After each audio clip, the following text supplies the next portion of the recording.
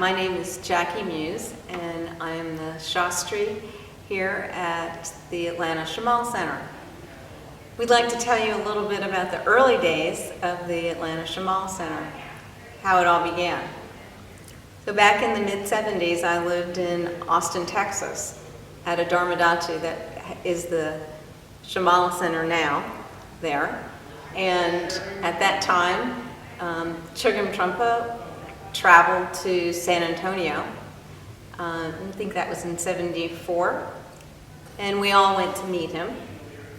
There were 22 of us that lived in a house on Baylor Street in Austin, Texas. We all started practicing together. And we all, many of us went to Naropa in the summers of '75 and '76. In '76, Chogyam Trungpa came to Austin, Texas. We were all, I was at,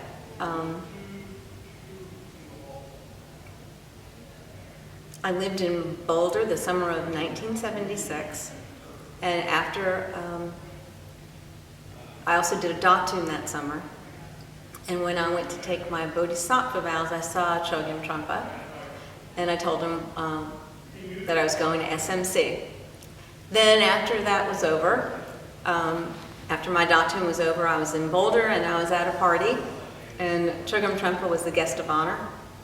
And I went to tell him that I was going to move to Atlanta to do Montessori training. He told me that that was a good place for me to go. It's a great training, and that while I was there, I should start a Dharmadhatu, that it would be a big center someday. So I kept that in my mind all these years.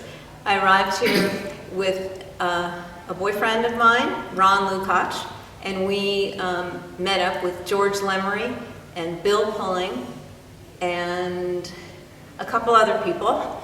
And in our apartment on Charles Allen and 10th Street, after we advertised in Creative Loafing that we were starting this Dharma study group with Chogyam Trungpa's teachings, 14 people, including us, were there that evening. We started practicing in our bedrooms on Sunday and doing classes and reading books in the living room. By Thanksgiving, we had moved to Lenox Road. And you'll see there's a timeline been set up here at the center for this occasion. And there are a few pictures of all the different places that we have rented over the years. We stayed on Lenox Road for 2 years.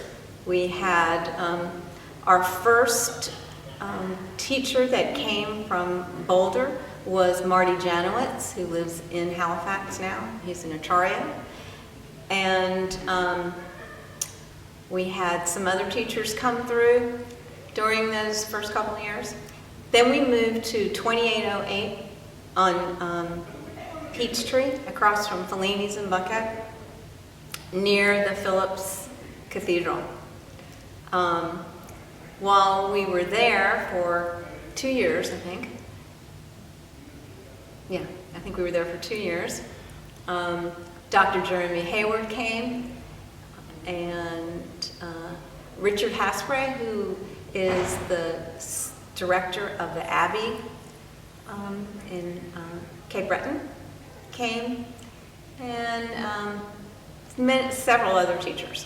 We also, when we lived on Lenox Road, 2 emissaries were sent by Chogyam Trungpa from Boulder to live here, Nikki and Stefan Omansky. And they taught us how to teach, and they really held us to practice requirements. We did a lot of sitting and a lot of chanting and community events. Then Richard McGregor came. After they left, Richard McGregor joined us from Boston as our emissary. And he lived here through the early 80s. Yeah, a long time. So while we were at 2808, many of us went to seminary. I went in '78, and then, let's see, a small group of us, so we had Vajrayana students at that point. Then we moved to a public space, 3179 Peachtree Road, below Blues Harbor, for those of you above Blues Harbor, across the street from Peachtree Road Methodist Church. While we were there, Shambhala training started there in 1981. 81.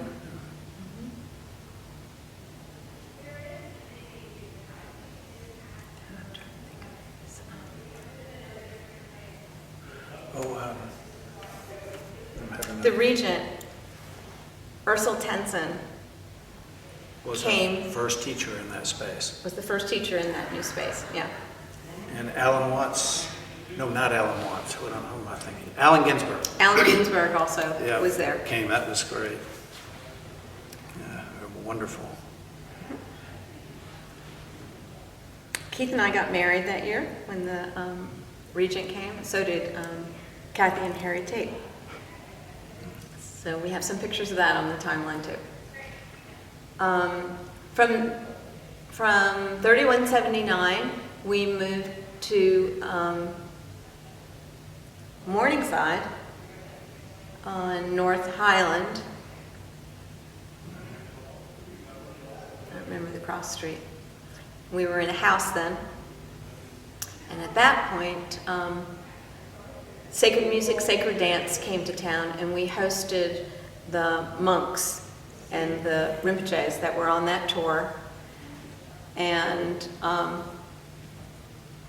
those are the same, that is the same group that now is connected with Emory University and the Dalai Lama. So that was early on for them, and we're really happy that we were part of that. Then from there we moved to a space called a space on Zonalite, where the Atlanta Zen Center is now. And we were there for quite a few years.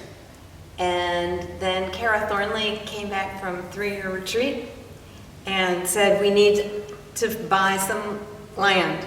We need to own our property. And the Sakyong encouraged us to do that. Sakyong visited us too while we were on Zonalite. And as a Sawam, before he was the Sakyong, he came on a tour around the United States while we were at 3179, I believe. And he came to Peachtree Hills neighborhood where Keith and I live today. So that was kind of interesting back then. That's where I met him anyway. So it's the first time I'd ever seen him. He was a teenager. Right. So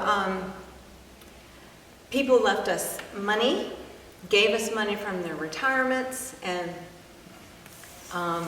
when John Probst died, he left us over $400,000. Yeah, close to $500,000 that we were able to build this building. We bought this piece of property with 2 houses on it. Valerie and Kara were very instrumental in steering us in the right direction and overseeing things and taking care of all the details. And even while we were building and doing fundraising and everything, the Dharma and all the classes were running. Everybody was doing everything at the same time. And that brings us to this place that we've had. I think we opened in 05, I think. 04. The summer of 04. And that's when President Richard Rioch came, and he gave us this tanka for our opening because the Sakyong couldn't be here. Since we've been here, the Sakyong has visited. Just one time. In this building. In the building one time, but he came on his book tour when we had a tent. So he's seen the land, and he stayed at the Green Dragon. So he knows who we are. So all of you magnetize him to come practice and teach here. And he liked this place Right. a lot. Yeah. So. Keith and I are really sorry that we can't be at the celebration today. We're at a wedding in Jacksonville. So, Keith, you have some stuff to say? Yeah, that's the history. I guess what I remember, and I'm interested in saying, is that this was an exceptional group, at least to me.